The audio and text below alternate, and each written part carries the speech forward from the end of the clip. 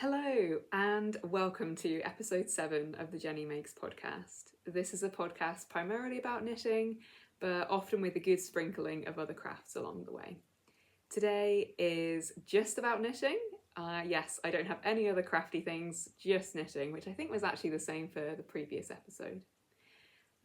For any returning viewers, hi, welcome back, and hello to any new viewers who might be tuning in for the first time today. If you are a returning viewer, you'll know that there's been a bit of a gap since my last episode. This is for a few reasons, but primarily because me and my partner and my 2 cats moved house a month ago. So yes, time has been monopolised with other less exciting things than knitting, unfortunately. I mean, moving house is pretty exciting, but all of the sorting and packing and cleaning and then the unpacking, sorting and cleaning at the other end, less exciting, and hasn't really left loads of time for knitting, so I don't have tons to share. There'll be a few projects which I mentioned in my previous episode that I won't be getting out today because they've had literally nothing worked on them. There's also one project that really irritatingly I have worked on and I cannot find it anywhere, which is a little bit concerning when you've moved house because you start thinking, oh, did it find its way into a charity shop bag, a bin bag? Did it get left behind? I'm talking about a pair of socks that I'm knitting for my partner, which I think hadn't seen a lot of work, and then I actually have worked on them quite a lot. And I'm sure I have worked on them in the new house, but can't find them anywhere, so slightly worried about that, but maybe they'll make an appearance on the next episode and they'll be finished, or maybe I'll just have to cast on a new pair for him because, yeah, really don't know where they've gone. I've got a terrible habit, moving aside, from basically from the cats. The cats are very interested in my knitting, and so I have a terrible habit of, if I'm knitting and then I quickly need to get up and do something, I will throw the knitting into a random cupboard, bag, slot that the cats can't get to. I'm even looking around to see, we've got like a TV cabinet just there, and I'm like, did I put it in there? No clue. Anyway, less of talking about things I can't show, and let's start talking about things I can show you. So to kick off with what I'm wearing, this is a jumper that I designed for myself last year. Knitted up in Retrosaria Rosa Pomar Mondim, which is a 4-ply 100% non-superwash Portuguese wool yarn, which I've talked about before. I think it's one of my like desert island yarns. I absolutely love it. Love it for socks. Really enjoy it in this garment. It's a really nice weight. So it's a slightly, I mean, it's not a heavy 4-ply, but I think you get, I want to say 380 meters per 100 grams. So, I mean, yeah, it's a pretty standard 4-ply length really, but it feels quite lofty, and it's holding up really well. I've probably worn it on most of my podcast episodes, but just like a little bit of pilling, but not loads considering how much I wear it. Yeah, it's just like a 2x2 broken rib. Anyway, I don't need to really go into it because I feel like I've definitely talked about it on the podcast before, but that's what I'm wearing. And yeah, let's get started with what I've been working on. I apologise, I feel a bit rusty today. I was creating so many reasons to not record. Firstly, not being able to find that sock project, which was very irritating. Secondly, my iPad, which I used to record on, only has 20% battery and I have no idea how long that's going to last. And thirdly, I'm due to start a run of nights this evening. And it's my first day before the nights, and I never really managed to sleep that much, but I was sort of thinking, should I try and rest a bit more? But I've been wanting to record another podcast for a couple of weeks, and I've been putting it off, which is silly, so I just thought I'll bite the bullet, do an episode. It might be a bit of a shorter one, it might be a bit rambly, and I certainly feel like my backdrop is not as nice as it was in the previous flat. This house is needing a lot of work, a lot of redecorating work mainly, so I sort of had to hunt around to find a corner that was light and not too ugly. So there's no aesthetic plant, there's no nice blue wall, but that's okay. So yeah, let's get started with what I've been working on. So these first couple of things are a bit random, but I feel like I'm always working on random things, cat jumpers and all sorts. My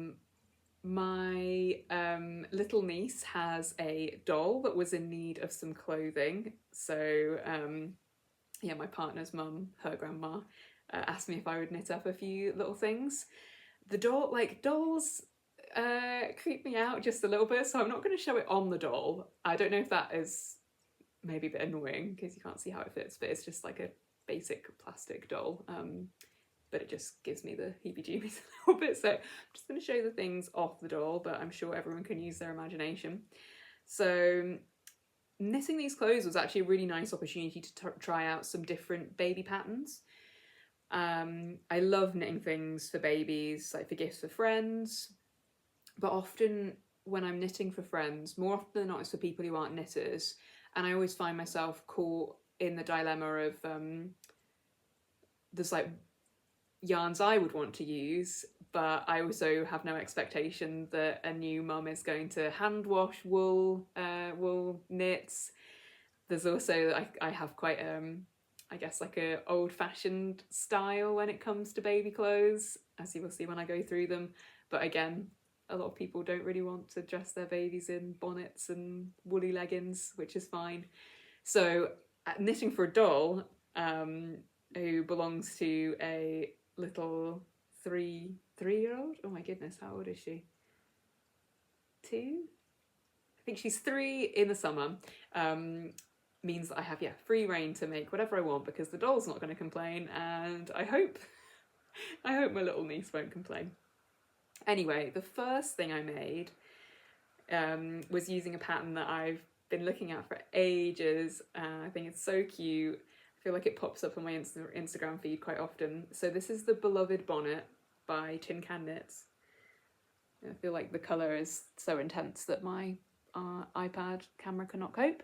But I used, sorry, it's like covered in my hair. Don't really know how that is possible, but absolutely covered. I used, again, I feel like this episode is full of Retrosaria yarn, but this is Brusca, which is a DK weight non-superwash yarn. And I feel like it knitted up so lovely. I love the garter, like the kind of contrast between like the I-cord edging, the garter stitch, and then the basic stocking stitch. I felt like my I-cord ties were quite thick, so I sort of tried to felt them when I blocked it, which I don't know if that was really a good idea because now they just look a bit fluffy. And it's not very consistent, but again, the audience, the recipient is not going to mind, so it's fine. I think, so initially I made one of these. I don't actually know where it's gone because the cat's got a hold of it and we're chewing it. I initially made one just in a strand of mohair and it turned out way too small. Weird, like I think the doll must be quite oddly proportioned because this bonnet, I made the smallest size in the pattern and maybe worked a couple of rows less. The mistake I'd made with the first bonnet was assumed it would need to be a lot smaller than a newborn, the measurements for newborn, and it turned out way too small. So yeah, the bonnet is like pretty much like a small newborn size. I feel like that would fit a newborn, but the other clothes I've knitted are significantly smaller. I just thought it was kind of funny with the proportions. I guess it must have like a realistic size head and then a smaller body. I don't know. So yeah, I did a little bonnet. It's so cute. Like it's got a little peak. Yeah, love it. So little bonnet. Then I made a little cardigan. So this was just like an improvised cardigan. I didn't use a pattern. I worked it bottom up. Worked it bottom up and then split to do the fronts. Sorry, one of my cats has got something to tell me. Yes. This is Moose. I will. Hopefully she doesn't turn around and show you her bum hole, which is what she likes to do. Are you gonna say hi? Yes. Always a little bit nervous. I've talked about this before. I've got a slightly different setup with the iPad today than what I've had in the previous flat, but it's no less precarious. So I'm always a bit worried that the cats are gonna leap on and knock everything over. But no, she's decided that there's something else more interesting in the other room, which is fine by me. So yeah, I feel like I'm really struggling to describe the construction of this cardigan. I guess because like the shape of the doll isn't a shape that I would usually work with. So I guess it's a drop shoulder, I guess. Yeah, so I'd like knit the front separately, knit the back, and then just picked up and knit the sleeves out straight, and then picked up the button band. Yeah, just to make this simple little cute cardie. I was just using yarn from Stash and held these two yarns together. So one is like proper deep Stash. So one is, I didn't have there was no tag on it anymore. I'm pretty sure, I think I bought it like 8 years ago or something like that. It's an alpaca silk blend from Sandnes Garn. No idea if they still sell it. Held together with, I always forget what this yarn is. It's the same yarn that I use to do my half and half triangles wrap. It's a Shetland 4-ply. Yeah, I'll put it in the notes because I'm having an absolute mind blank because it's not Jameson's. Ooh, yeah, I can't remember. But anyway, I really like the combination. It was just, I just threw two together, but I really like how the colour looks. It's a lot more greeny in real life. I feel like on the camera it looks like almost denim-y. At least that's how it's showing up for me when I look at the camera. But yeah, I thought it was cute. Sorry, my cat's just having an absolute way of the time over there. A little bit distracting. I hope you can't hear her rustling. Usually they're quite sleepy during the day, but no, not today. So yeah, there's the cardie, and then these look really strange, not on the doll. I've also not blocked them, so I think it looks even more odd. I've been watching the Knitting Traditions podcast with Inga, I think she's called.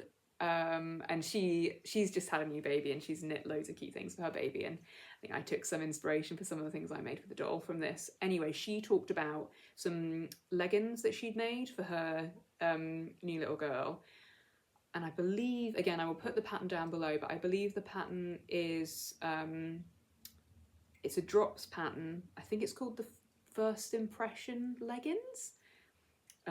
So they do fit the doll, but they just look really weird.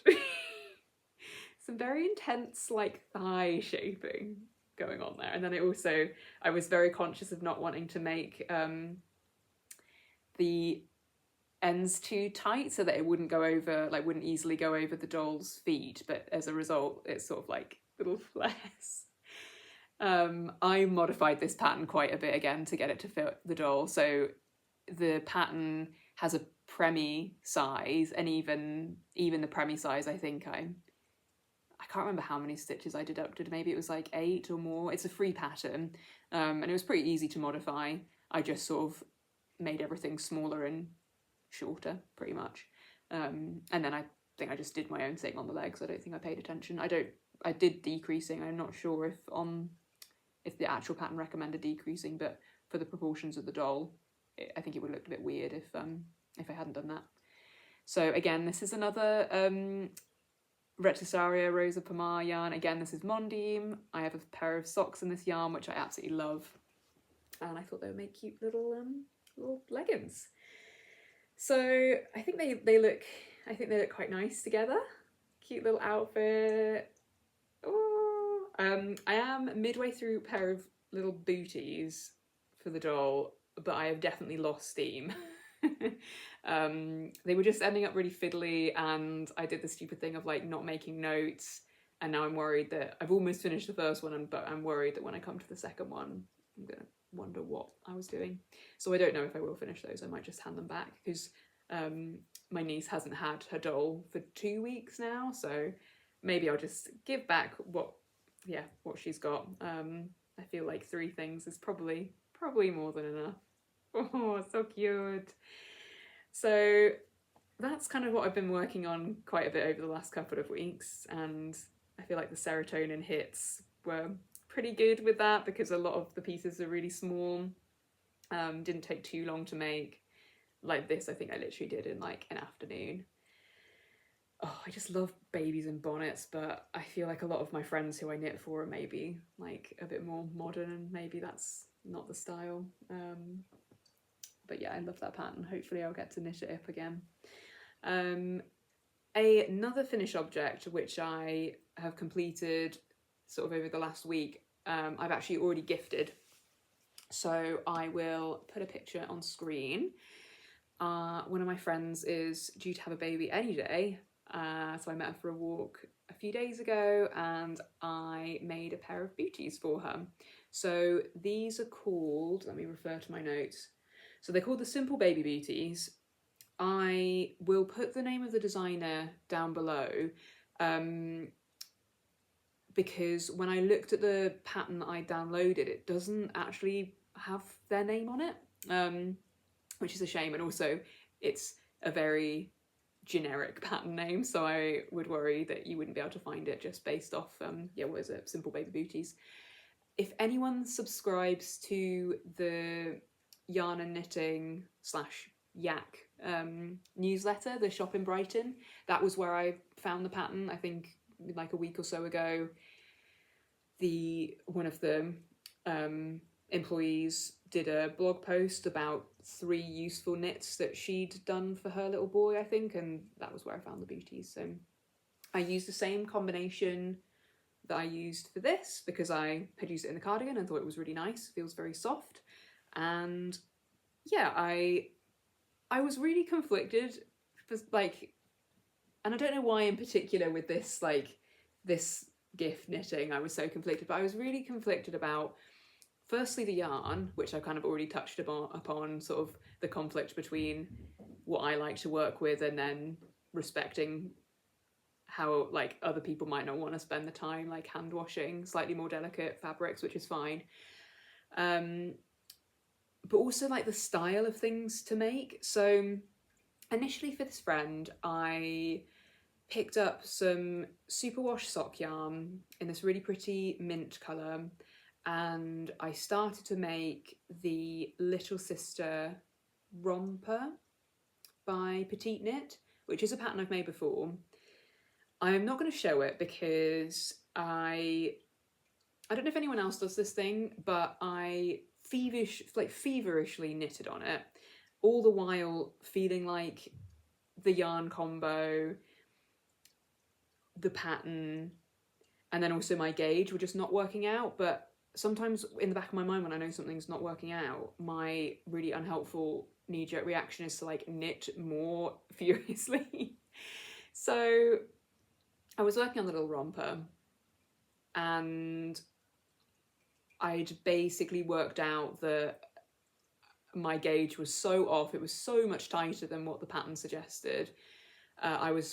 My kind of body circumference was, I feel like it was like 120 stitches, and I was using 2.75mm needles in this really slippery superwash yarn, which, no judgment on the yarns that people want to use. The most important thing is that you're happy creating with that material and that you're happy with the finished project. So everyone has different tastes and that's fine. Personally for me, I really don't like working with superwash yarns, particularly like little stringy sock yarns. It was also a really splitty yarn. I'm not going to talk about the brand because I'm not showing it. But yeah, it really wasn't working out. And then I also had this sudden fear of like, oh, am I going to make this for my friend and she's going to be like, oh, a baby romper, a knitted baby romper, and just think it was really weird.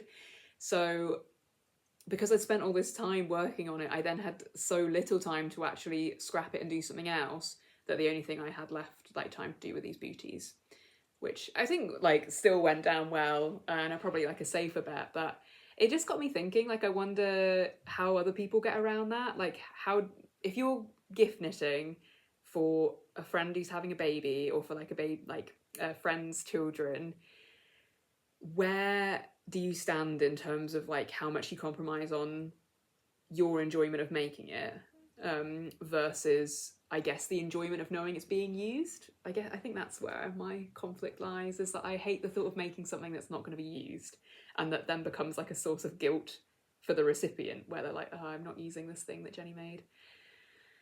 I don't know. So yeah, I feel like that was a whole ramble, where basically what I want is, maybe I could do this, or someone else, to like compile a list of like tried and true baby patterns that even non-knitters like, because I think that's the thing with the bonnet. Like, I love that bonnet. I think it's so cute. I've got a couple of friends who are knitters who've put their children in bonnets, and I think they're just so adorable. But I would be really worried that I would give that to a friend who maybe has like more modern taste, and they would be like, oh, this is really weird. I don't know why I'm suddenly having a crisis over this, because like over the years, like I've knitted for a long time and I've always enjoyed gifting things for babies. So I don't know why I'm suddenly like overthinking what I make. Usually I just make a little ribbed hat and it's fine. I should have probably just done that. Or some little socks or something, which maybe they'll only wear a couple of times, and it doesn't matter if they get ruined in the washing machine, or if I have to use superwash yarn, it doesn't matter because they're so quick to knit up. I don't know, but I'd be interested. Maybe if you feel like it, share your favourite pattern for gift knitting for babies, or even for knitting for your own babies, I suppose. If you've got any pattern recommendations, I always love to check out new designs. So yeah, let me know what you like to make.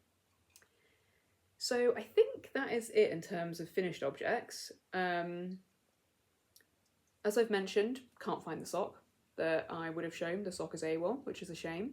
Can't chat about that. I have not touched my quilt block, my star quilt block blanket, since my last episode, so I'm not going to show that. I really want to get back into doing that, but I think the last few weeks have been so kind of disjointed for knitting time, for crafting time. Those quilt blocks take quite a bit of concentration, kind of. Well, they don't if I'm doing them like one after another, because then I don't have to refresh my memory, but I would definitely have to look up my own written instructions if I was to do another one. Yeah, so I feel like not right now, but I will come back to it because I really enjoyed the process of making those. So yeah, sorry, I'm now rambling on about a project that I'm not even showing.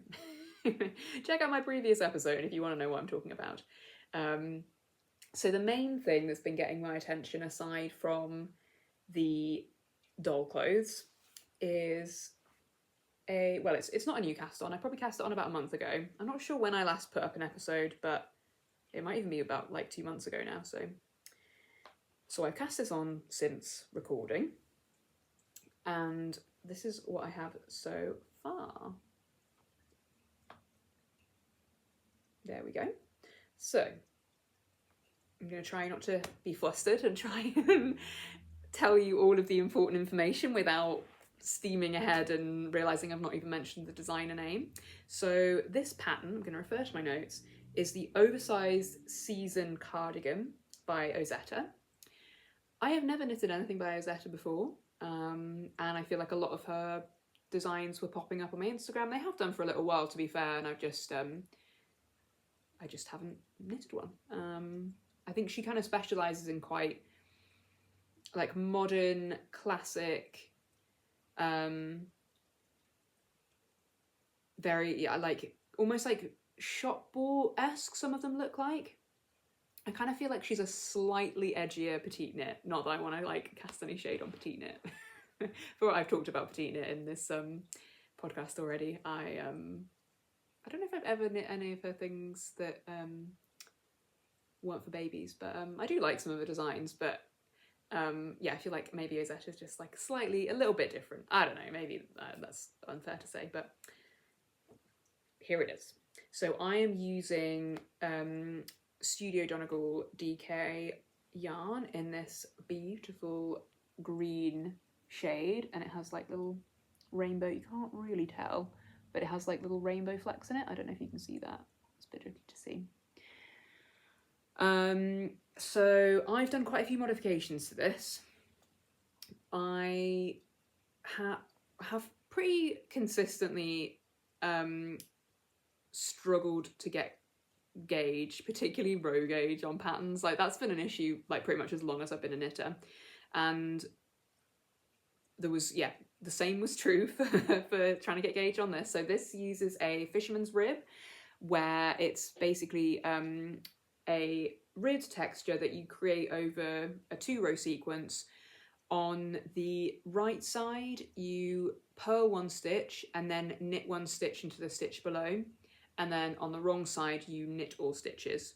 And it means that you get this like very squishy, defined rib on the right side of the fabric, and then this sort of like fatter rib on the wrong side. I mean, I actually quite like the wrong side, and I know that some patterns will have what I'm currently classing as the wrong side on the right side of the fabric. I quite like it actually, but for now, this is the right side. So the issue I was having is I was way off gauge when I first did a swatch. I am quite a tight knitter, and usually I have to go up a needle size, but actually for this, I think I'm actually using a slightly smaller needle size than what is recommended in the pattern. What am I using? I'm using a 4.5. I have a feeling,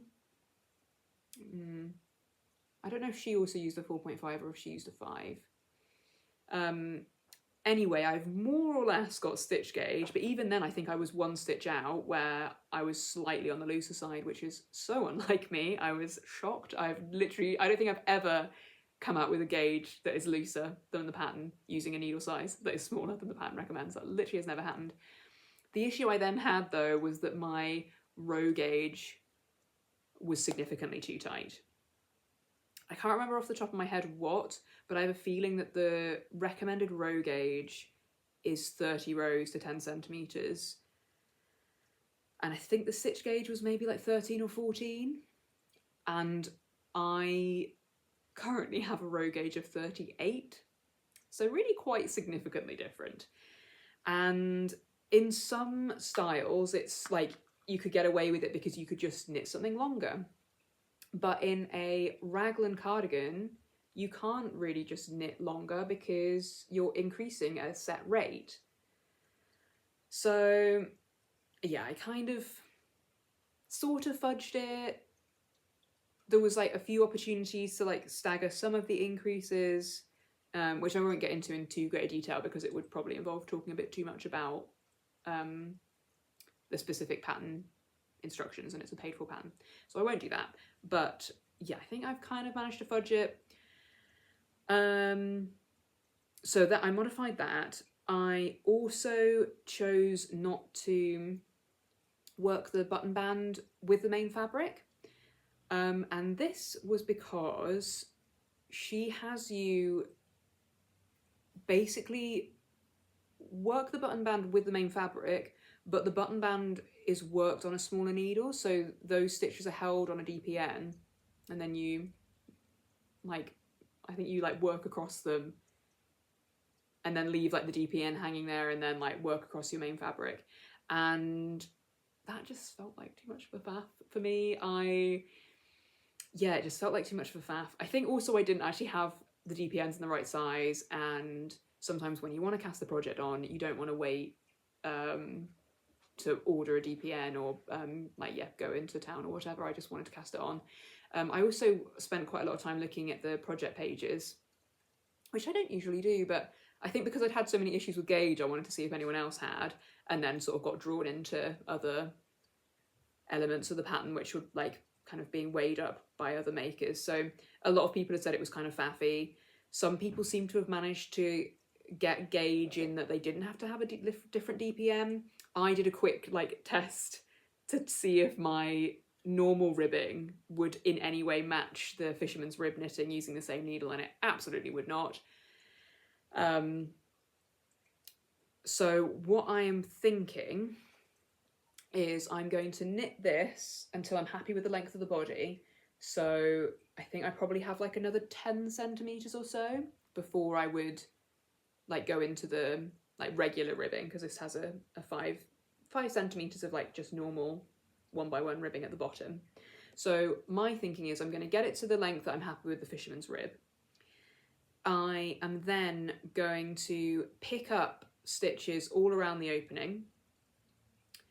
And then starting in the centre, I'm going to cast on, and maybe provisionally cast on, or maybe just normally cast on, because I don't actually know if, like, for a provisional cast on, if I could unravel that, if there was rib on the other side of it. I don't know if that would go a bit funky.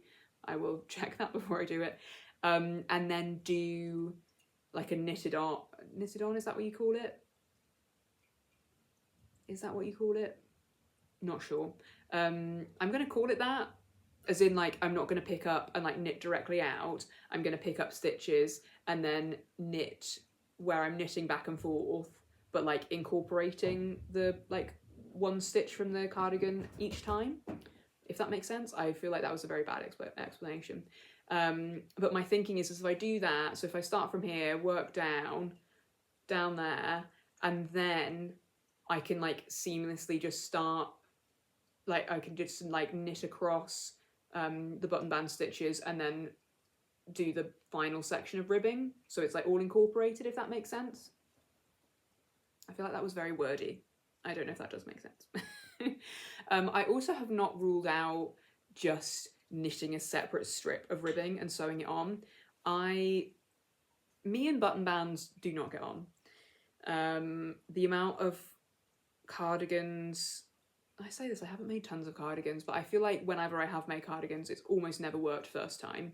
I never pick up enough stitches. I think because I live in fear of like the wavy button band where it you have too many and it like flares out. I really hate the look of that, but then more often than not I won't pick up enough, so it means that the fronts of my cardigans are all like slightly too short. And the only time that hasn't happened is with my Levitate wrap, where that was I don't know if you do call it a knitted on button band, I'm really doubting myself, but that was where you like picked up and then knit the button band vertically. Yes, that's what I mean. And that sits nice and flat. It maybe is a little bit, maybe the gauge is slightly on the looser side, but it sits pretty much flat. So I was thinking I would give that a go. And I think that would be less faff than having to like faff on with like a DPN at the edge of your work. Because knowing me as well, I would end up like forgetting it was there, and then I'd knit across in like the main needle, and then, yeah, it just seemed annoying. I'm hoping this way will be better, but who knows. It did seem like some other people had done that when I'm looking at the project pages on Ravelry. Some people I think have just done a basic like picked up, knitted outwards normal button band. I don't know. I'll probably experiment. But it's coming together really nicely. I am a little bit concerned that I might run out of yarn. I bought enough yarn, but I guess my row gauge is so much tighter, it's probably eating more yarn. And I think the yarn requirements, it was like quite close. Like I don't think I would have had much left over. So I am worried I might have to buy another ball. So this is what I have so far. I think I have another, like probably about 10 or so centimetres to go over the Fisherman's rib, and then another 5 of normal ribbing. And then I obviously have the sleeves and the button band. This is the 3rd ball, and I have 2 more 100-gram skeins, and I've probably used like, I don't know, maybe a quarter, maybe a third. So yeah, that's going to be really annoying if I run out.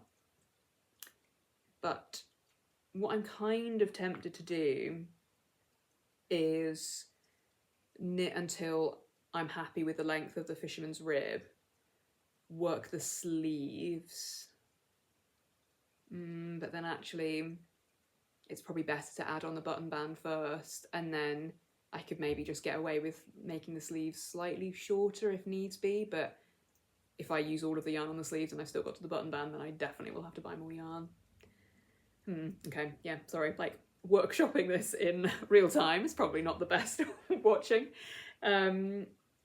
Yeah, I probably should finish the body. Anyway, I'm enjoying working on it. yeah, it's good for like work knitting, because particularly the body right now is just like back and forth, and you get like a row where you have to concentrate a little bit more when you're like doing the rib, and then you get a rest row of just knitting, and the fabric is so delicious. It's like so squishy, and I think it's going to be super cozy. So yeah, that's kind of what's taking up like the main amount of my time. I really need to find that sock. It's really bothering me. I am worried that I might have accidentally taken it to the charity shop. I took a load of I'm really bad for like hoarding tote bags and like shopping bags, like fabric ones. I feel like I went through a phase of being given those for birthdays and things, and I had a bit of a clear out because nobody needs 30 of those, and I'm worried that maybe a sock might have ended up in there. Ooh. Anyway, not going to worry about it now. So I think that is everything I have to talk about. 36 minutes, that's not bad. So I'm recording this on a Friday, and I don't know if I said this already. I feel like I said this in one of the intros, but then I had to do like 5 attempts at an intro, so maybe it's not the one that's been included, but I'm about to start a run of nights from tonight, 3 nights. So realistically, I don't know when this will be put up. Maybe by the time you're watching this, it's like early next week. Yeah, so we'll see. Hopefully it doesn't take me too long to get up. Anyway, thank you if you've stuck in this far.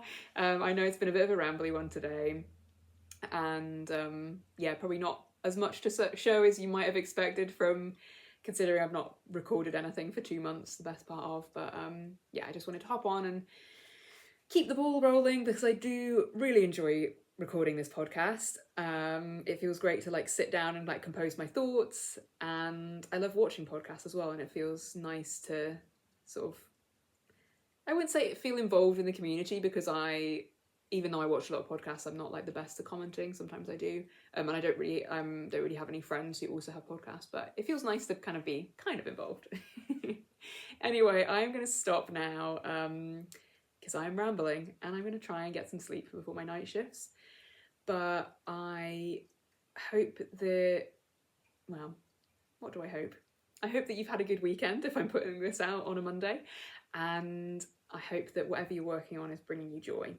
And feel free to put in your recommendations for your favourite baby knits, or just tell me a little bit about what you're working on at the moment. I love to hear that, and I try to reply to any comments that I do get if I can do.